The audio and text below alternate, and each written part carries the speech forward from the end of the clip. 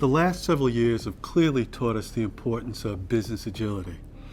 Senior executives have been forced to deal with a global pandemic, macroeconomic headwinds, labor shortages, supply chain challenges, as well as changing consumer preferences. In order to navigate the challenges that most business execs have found themselves facing over the course of the last several years, you need two things. First of all, an operational model, and secondly, agile systems. These agile systems have to be capable in the very least of three things. The first, recognizing changing market dynamics, requires both data and analytics.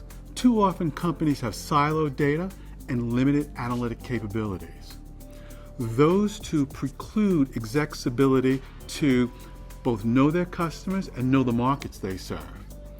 It's very, very difficult to determine how markets are changing when you don't know your customers or you don't know the markets you serve. And it's certainly almost impossible to then respond accordingly.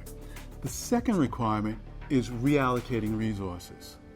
One example would be an ed tech company that I work with that was able to scale up at the outset of the pandemic because of the demand for online education. As we came out of the pandemic and students began returning to school, they were able to scale down in response to the lessened or diminished demand for online education. And they were able to do all of this without a significant investment in fixed assets, as they would had to have had they not been on the cloud. And the third requirement of these systems is the ability to deliver expeditiously new products and services at scale. Basically, these systems have to be able to pivot at the speed of change.